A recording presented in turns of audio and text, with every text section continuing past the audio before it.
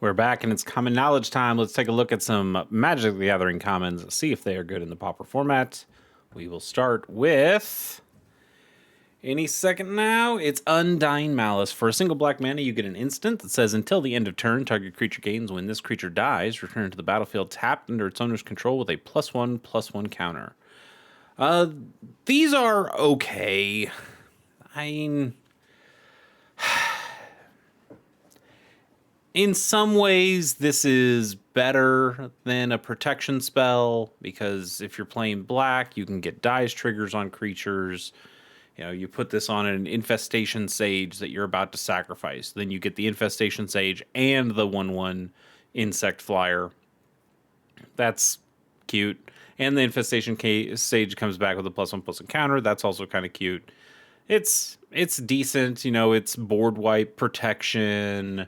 You know, it gives you extra blockers, I suppose. You know, if your opponent's coming in with that big 5/5 Tolarian Terror and you just block it, throw this on here. Now your creature comes back with a +1/+1 counter. Maybe that can block again next turn. Maybe it can block better next turn and potentially take that terror out. These aren't terrible. I think the one that is slightly more played is Not Dead After All. Again, similar 1 mana. This gets the Wicked Roll, which, you know, if you're in an enchantment deck, I suppose that might matter a little bit more. I guess they don't really matter all that much, although this is +1/+1, and when the enchanted roll token goes into the graveyard, each opponent loses a life. So it's, you know, technically better in some ways, although that +1/+1 counter might matter more to you. It depends on the kind of build that you're running. These, I don't think are necessarily essential in your deck, but some decks do kind of like these. Mono Black Sacrifice doesn't really play these, but they could. There are some decks I've seen that have played some of these kinds of effects, and they're not terrible. The ones for 1 mana especially are not bad. There are a couple that do it for 2 mana that I would say probably are bad, but these are fine. These are fine. I'll give them a 4. I can just do a 4. I'm thinking you can tell me in the comments whether you prefer this or not. Do you think I need the decimal points on stuff, or can I just do a 10 scale, 1 to 10? I think the decimal points are fun sometimes to throw in, but I'm not opposed to just saying this is a 4, this is a 5, this is a 2. I imagine a lot more cards will kind of get shoved together at that point, but I don't know. We started doing the decimal points. We'll keep doing the decimal points for now, at least, until somebody tells me different. But let's move on to our second card of the day. Maybe. Lifted by Clouds. We have done this card before. It's still bad, but it is still Champions of Kamigawa, so I kind of love it, even though it's bad. We'll just skip on right by to Exile. It's weird that Exile 1 has its own card, and 2, well, I guess it's all the way from Alliances, so Exile's been around for a long time. Anyway, Exile is 2 and a white for an instant. Exile target non-white attacking creature. You gain life equal to its toughness. Interesting. You know, we used to say, as you can see on this Alliances version, we used to just say remove target creature from the game. And now we call them exile effects. And I have to imagine this might be one of the reasons why. I mean, Swords to Plowshares is the original. That's the one we all think of when we think of exile effects, but we didn't call it exile until much later.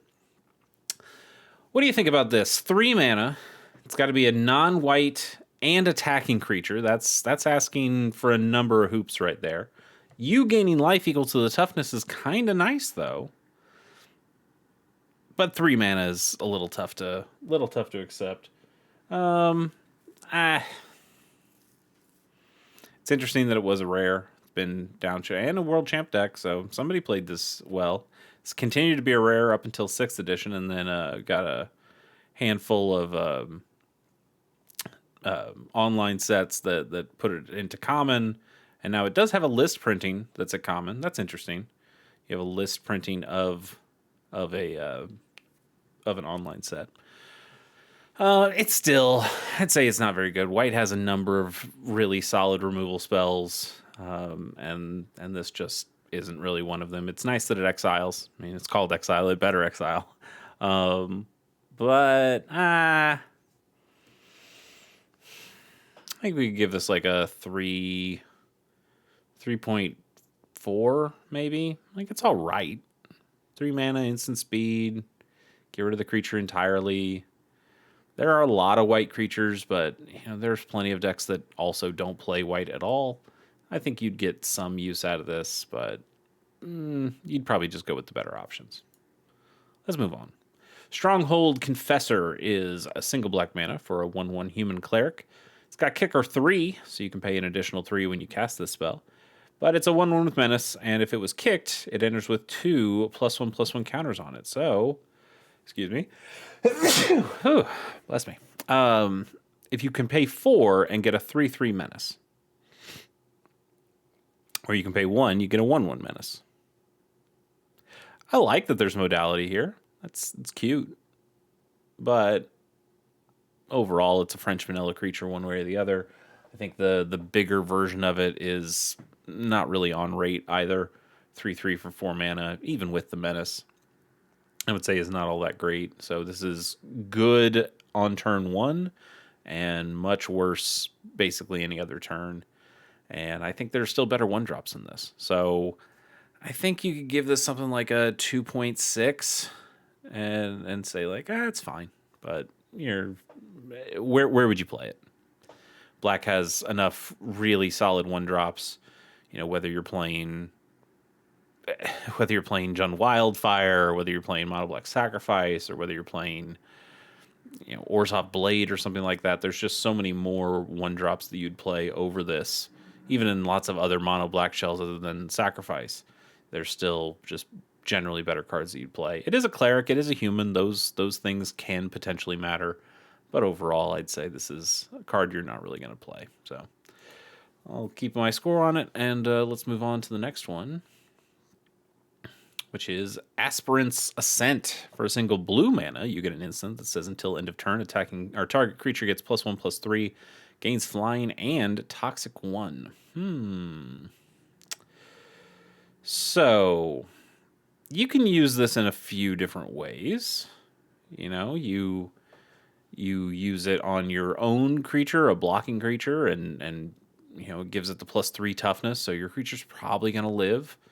And it gets a little point of power too, so maybe it's a way of surprising an opponent with a combat trick and taking out a flyer of theirs that they didn't expect to get taken out.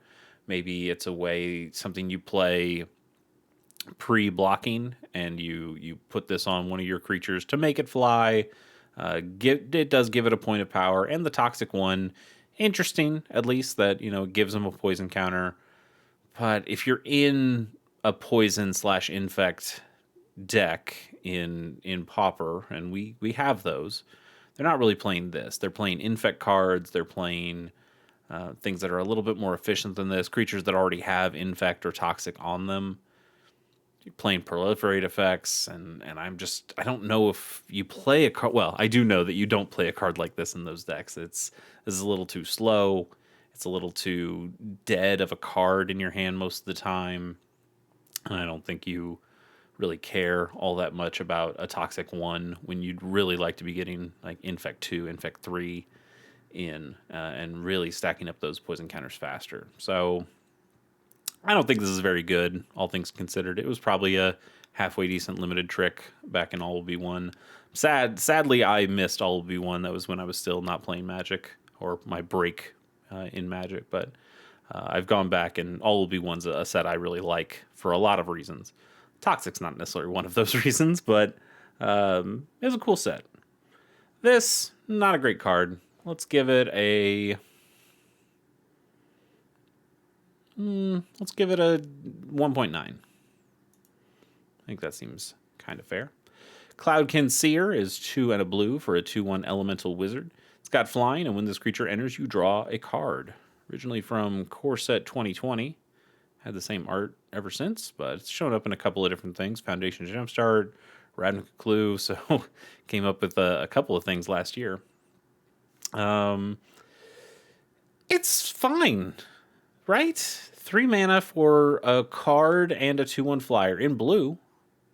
that seems like the going rate. And it's kind of a normal card and not the most exciting card.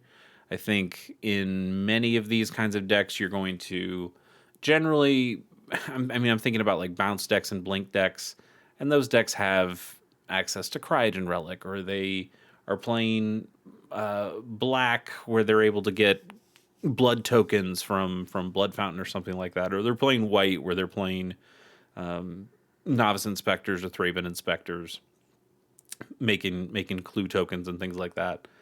Even blue, now that the avatar sets out, has a guy that or a lady that comes in and drops a clue token when she comes in. And I think you generally go for those more than you go for these. I mean, white also has, the helpful hunter, the 1/1 that comes into play and draws you a card. It has the enchantment dog from Kamigawa, that spirited companion, that comes into play and draws you a card. And this is better than those. It's 2 power. It flies.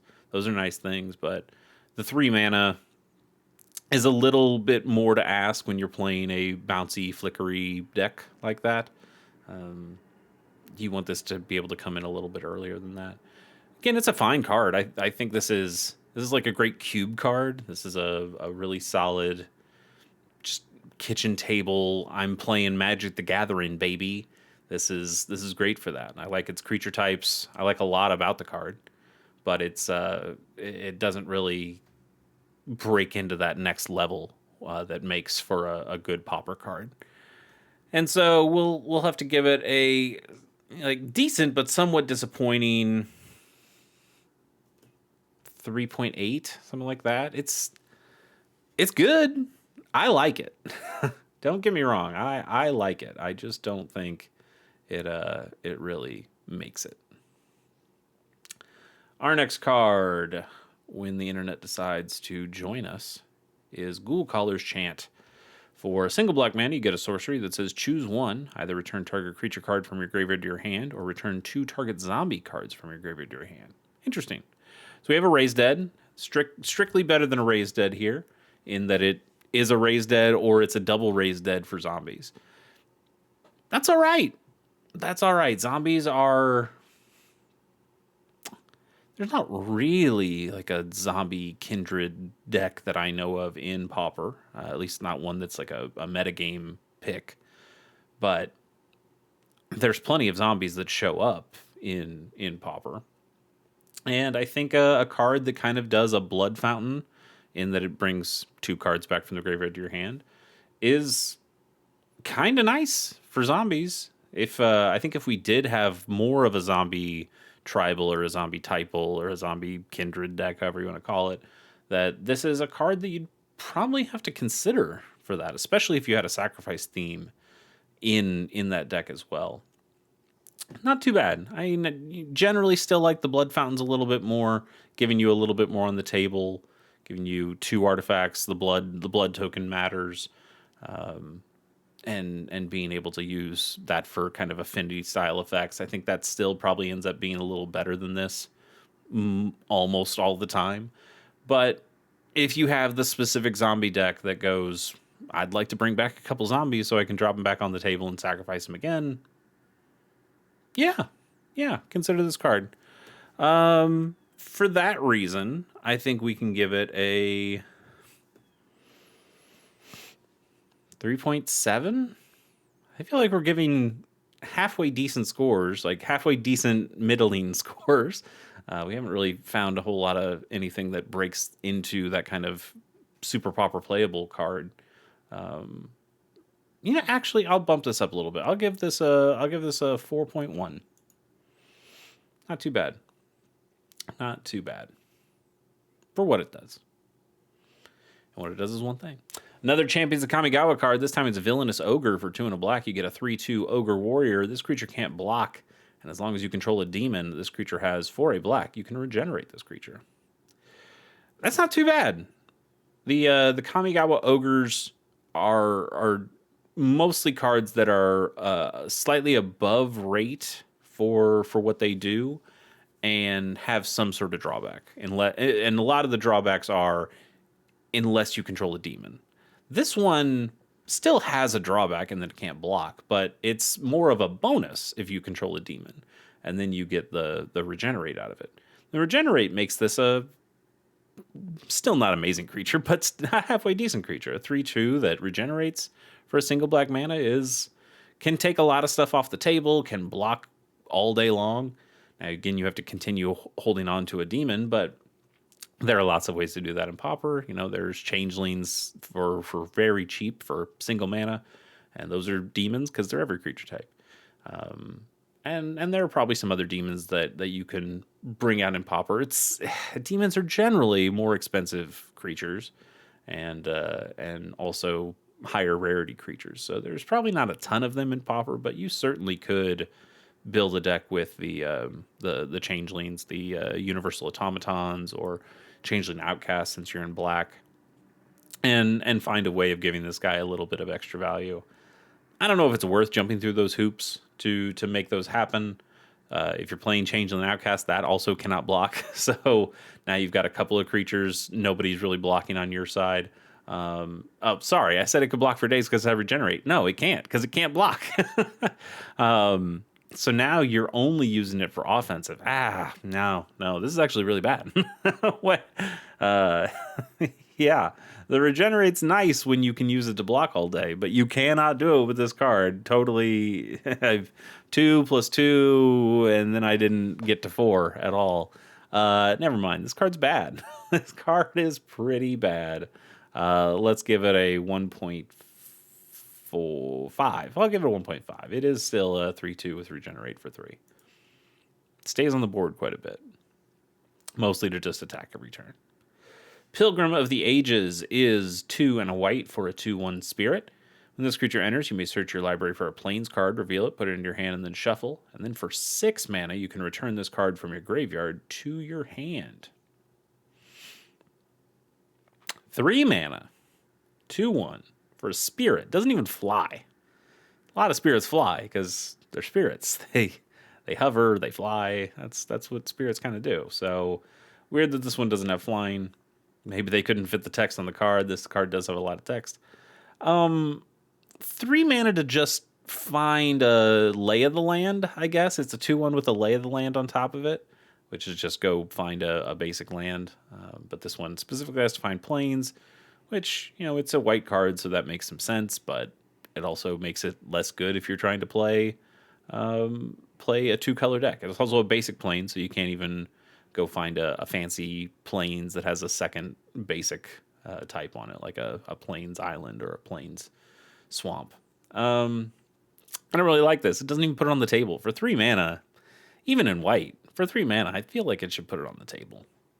That's not amazing. I wasn't playing during Strixhaven. I feel like Strixhaven's not an amazing set. I've seen a couple of cards from that set that I go, ooh, okay, I'll play that in a commander deck, or I'll try that out here or there.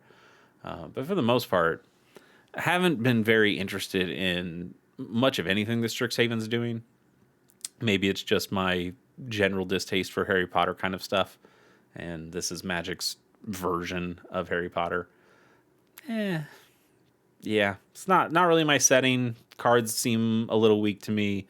I know we've talked about learn cards and lesson cards and how those are more important after Avatar: The Last Airbender. But I don't like this card specifically. I can at least say that. So let's give this a 1.6. Not really all that impressed. And continue to move on. I think we've got 2 more cards to go. I think that's right. Maybe I've been marking these down incorrectly, but I think we got 2 more. Cloud Shift. Here's a card. For a single white mana, you get an instance that says exile target creature you control, and return that card to the battlefield under your control. It's a blink effect, and it's one that's does it instantly too. It doesn't even have to wait until the end of turn. That can be good or that can be bad. If your opponent's casting a board wipe, it's bad because okay, I'll exile my creature, it leaves play, it comes back into play, and then it also just gets destroyed by the board wipe.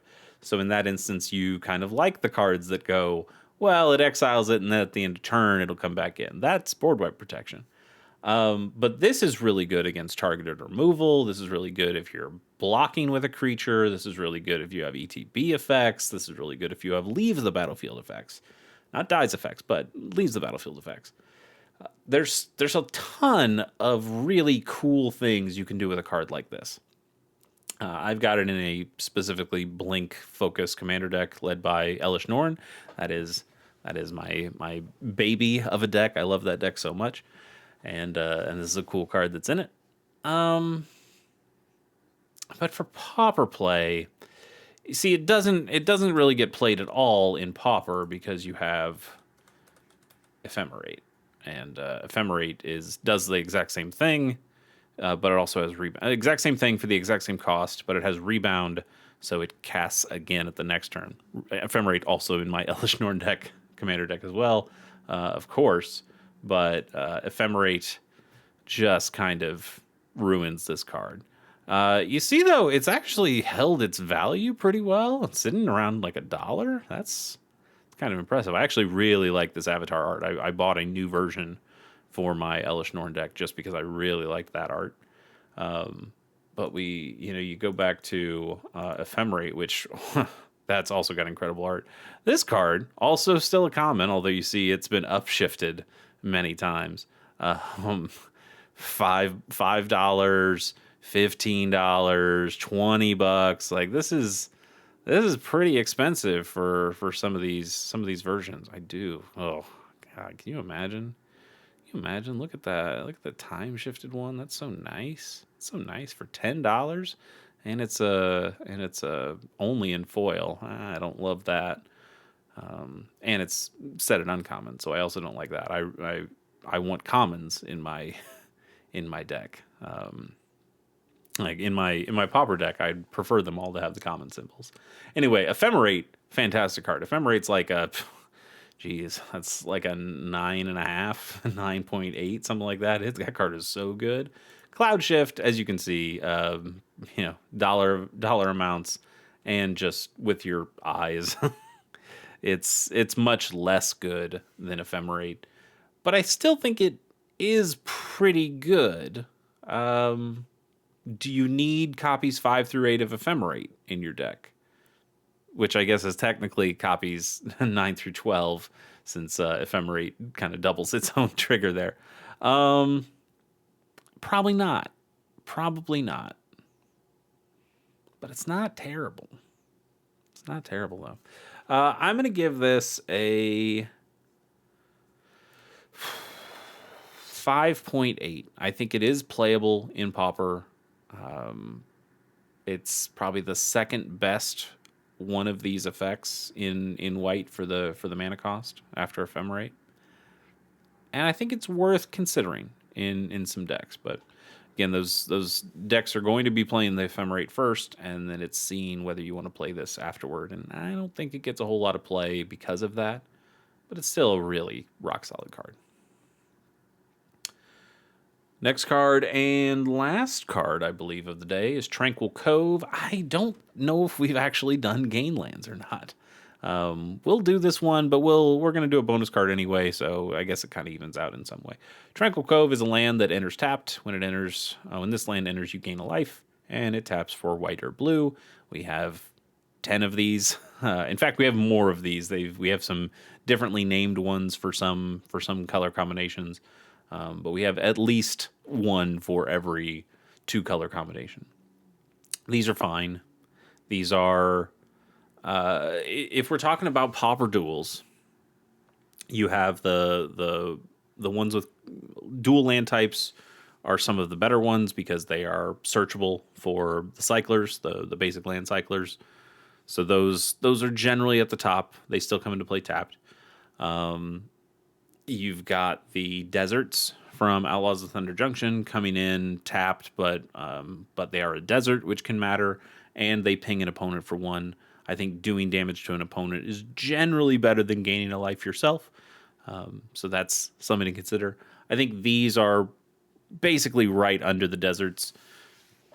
Gaining a life is functionally pretty darn similar to doing a damage. Like I said, I still think doing the damage is slightly better, but these are right there. And then you kind of have everything else. Do the Duskmourn 13 lands. Those can come into play untapped. That's pretty cool. That untapped duels, that's hot. But having to have a player, is it an opponent or is it you? I can't remember, and I don't really care to look. But somebody has to have 13 or less life, and so those don't always come into play untapped, and that can be a problem.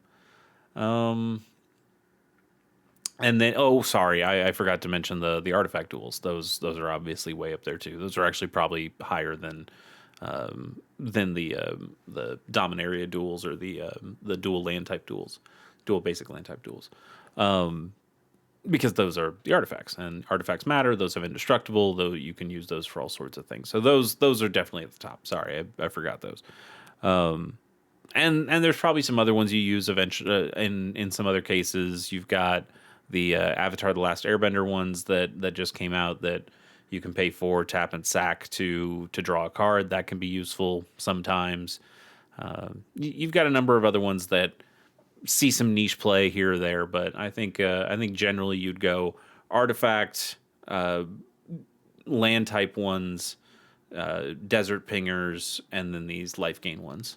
So if you really care, or if you have a life gain theme, then obviously these jump up a little bit. But for the most part, they're just okay duels, and that's why we see them in so many sets. If you want me to go through the list of prints, we'll go through the list of prints. They've printed these quite a bit since they first started making them. And now just imagine this times 10 because they'll print these duels for every dual color combination. It's quite a bit. I do like this Tarkir Dragonstorm art, though. I think that's a pretty nice Tranquil Cove right there. What do you give these things? 7.2, 7.4, something like that. Like they're dual lands. That's great. They gain you life. That's great. Like these are all good things. Yeah, you pick them after you pick a couple of those other lands, but it doesn't make them any less great. These are solid cards. Let's do our bonus card of the day, which is Pensive Minotaur. It's 2 and a red for a 2/3 Minotaur warrior. That's all it does, and that's not very good. In red, you're probably looking for something that's got more power than toughness for this mana cost. And yeah, just a vanilla creatures. Rough. Let's give this a 1.2. Pretty bad. I'm gonna do another one because that really didn't feel like much of it all. Thwart the enemy is 2 and a green for an instant. Prevent all combat damage that we dealt this turn by creatures your opponents control. Interesting. So obviously we have fog effects that stop combat damage, right? Like that is how a fog reads, if I remember right. Prevent all combat damage that would be dealt this turn. And that only costs 1, so that's important to note. We have fog in decks. We have turbo fog decks that are named after that. They use fog, they use Moment's Peace, they use Tangle, and all of those prevent combat damage. This one costs 3, but it prevents all damage that would be dealt by creatures your opponents control. There's some specific lines there. So all damage, not just combat damage, means that if your opponent has some kind of infinite combo they're going to be able to pull off by having the invoker, whatever the red invoker was that deals damage directly to an opponent. This can get around that. Now you have to time it right so you do it before they can start activating that ability. Or if your opponent's able to do like a fling effect or something like that. Does fling work? I don't know if fling works. I think fling does the damage. Fling deals damage. Yeah, that wouldn't work. That wouldn't work against that one. Interesting. But another thing to consider. So you can prevent all damage. That matters in some ways. You know, if a creature has an enters the battlefield trigger and deals damage, that's good. It also just doesn't prevent the damage to you. It prevents damage to your own creatures, maybe. So if you're preventing that damage, that does prevent combat damage only by your opponent's creatures. So You blank them, but your creatures still do the damage. You can do things with that. But important to note, when we looked at Fling, it's also only preventing the damage that creatures your opponent's control would do. So if they do have a Fling, if they do have lightning bolts or something like that, and Fogs doesn't get through that either. But that is something to note, where the pros and cons, the benefits and pitfalls of something like Thwart the Enemy. 3 mana for a fog of any kind, even one that is doing a little bit more or something a little bit different. 3 mana is kind of a lot to ask when we have so many good 1 and definitely 2 mana fogs in the format. And I don't think this goes into your Turbo Fog game, into your Turbo Fog deck, because we just have so many other cheaper, more efficient fogs, even if they don't quite cover the range that this fog could do. I'll give this a 3, just a 3, and we'll call it there. Thanks for joining me. See you next time.